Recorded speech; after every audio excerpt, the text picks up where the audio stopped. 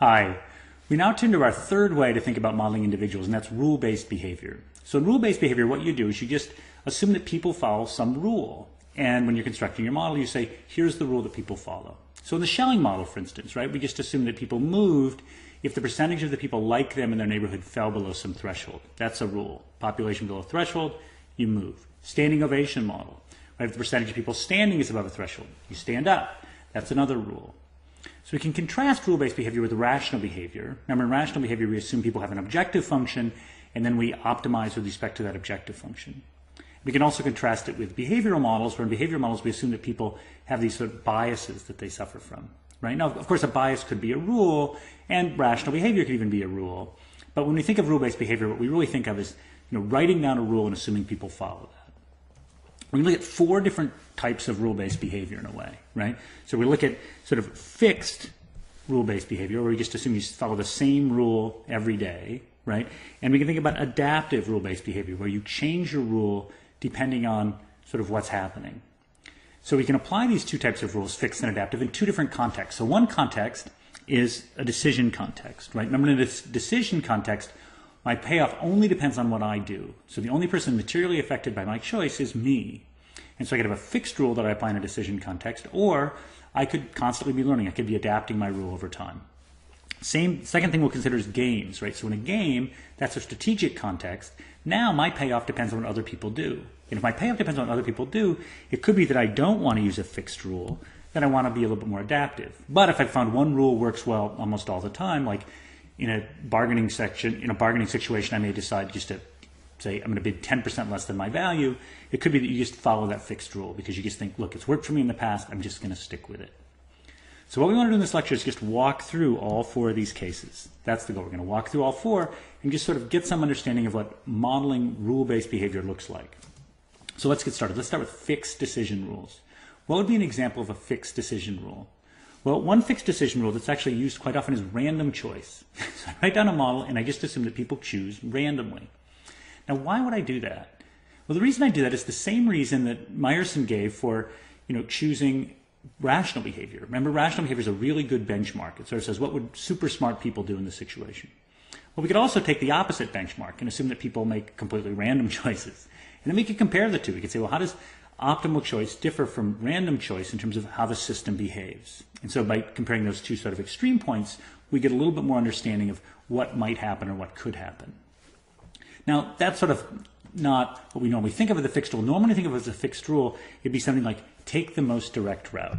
So for instance, suppose that I'm in a city and I'm right here and I'm going to head towards, I want to head to this museum up here. So here's this museum, put a little M next to it.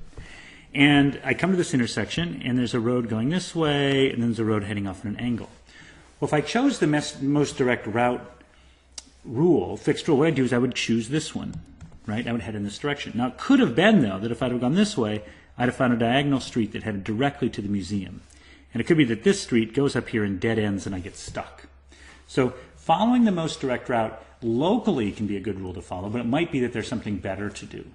Okay? Now, the reason I give this example is because when we think of fixed rules, they may not be optimal. Right? They may be good, but they may not be optimal. So let's think about fixed strategies. Let's compare strategies to decision rules. Remember, in a strategy, my payoff depends on what other people do. So now a strategy could be something like divide evenly. So let's suppose I'm in a bargaining situation, right? So we're thinking about, splitting an asset with someone. So for example, suppose that there's some land that, my brother and I have inherited, and we've got to decide, okay, how much do we get? And there's 80 acres. Well, what we could say is, well, let's just divide it evenly. Let's each take 40 acres. That would be a strategy that I could use in a game, and it could be a fixed strategy. Now, we can have more sophisticated strategies. So a strategy that's described a lot is a strategy called tit for tat.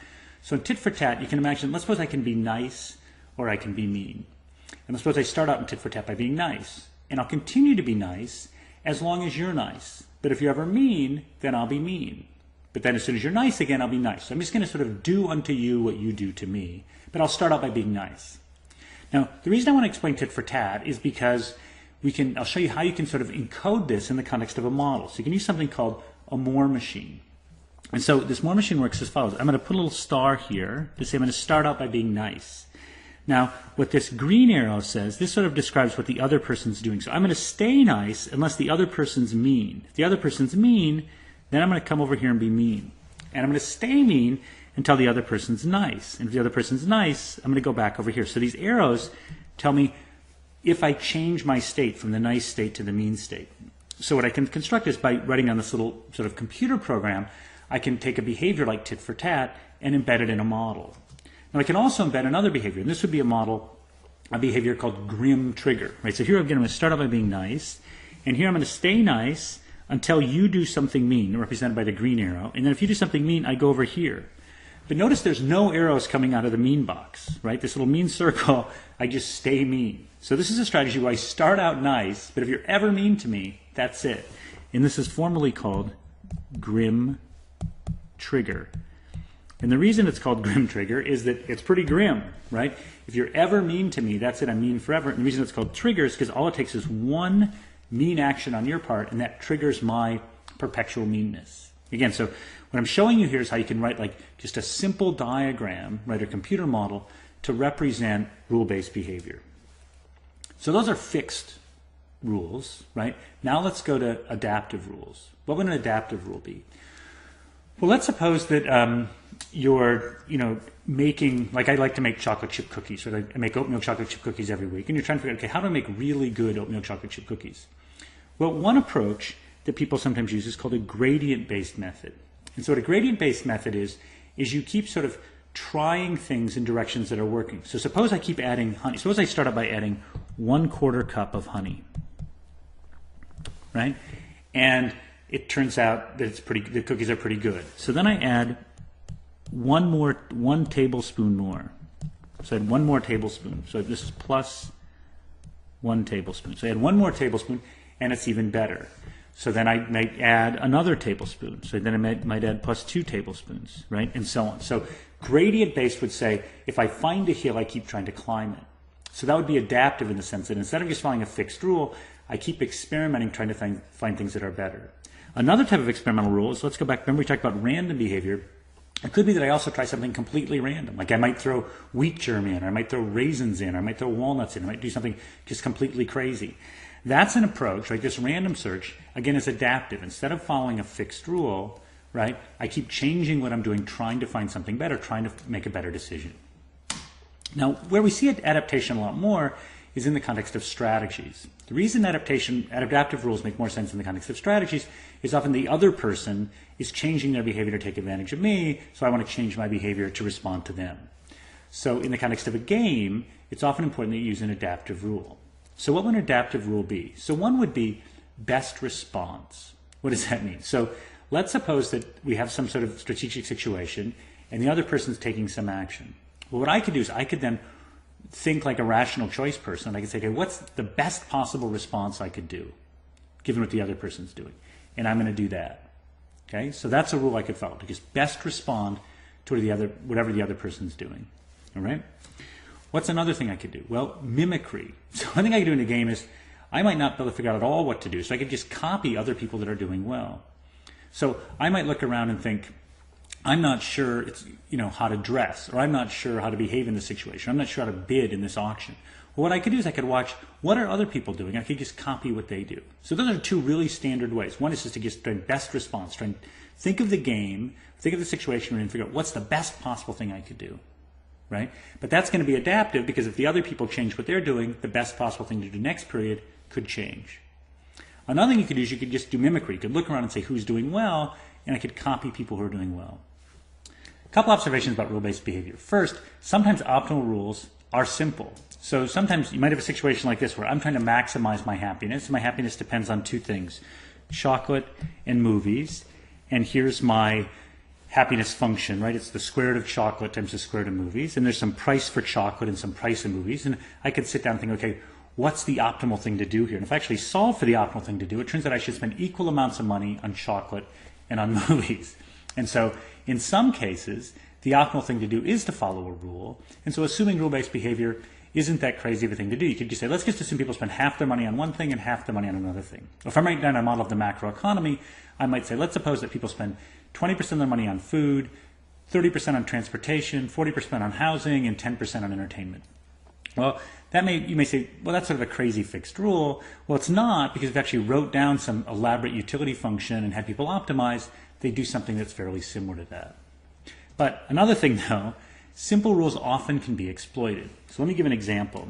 Suppose my rule is in bargaining that instead of demanding half or asking for half, I say, look, initially I want 60%. And then what I do is I say, okay, next round I'll say I only want 59, 58. And I keep going down by 1% each period. Think about what somebody else could do if they're bargaining against me. When I say 60, they can say, well, how about 58? And then I can say, okay, well then I'll follow my rule, and I'm going to say 59. And then they could say, well, okay, 57. And I could say 58. And they could walk me all the way down until I was getting nothing, because they could just walk me down from 60 to 59 to 58 to 57 to 56 to 55 to so on. So a simple rule can often be exploited. So let's think then, let's give a quick summary. Why model people using rules? Well, the first one is it's often really easy to model, right? You can sort of say, here's my model, let's just assume, like in the Schelling model or in the standing ovation model, let's just assume people follow rules. It's computationally really easy to do, and it's easy to think through what's going to happen. Second reason, you can capture the main effects. Often if you sit down and think, how would someone behave in this situation, or how do I behave in this situation, you think it's just a rule, and you write down that rule, and you're going to capture the main things that are going on. Third thing, though, often it's going to be kind of ad hoc, right? So one of the problems in writing these things down is not everybody's the same as you. So remember we talked about the difficulty of modeling people. One is that people differ, and because people differ so much, any one rule you write down may be somewhat ad hoc, and it may not represent what's really going on. And then the last thing, which we just talked about, is sometimes these simple rules can be exploited. And so if you think about a strategic situation, writing down a fixed rule can be problematic, because if everybody followed that rule, other people would really take advantage of it. So where are we? We've talked about rational models of behavior where people optimize. We've talked about more behavioral models based on observation and even some recent neuroscience. And now we've talked about rule-based models. What we do is we sort of write down what people do but as a rule, and then just ask sort of how does that rule aggregate. Depending on the situation, any one of these three things might make perfect sense, or maybe you want to do all three to try and get a deeper understanding of what's going on. What we're going to do in the next lecture is we're going to talk about how, in some cases, it's not going to matter very much what behavioral rule we write down. In other cases, it could matter a lot. All right, let's get started.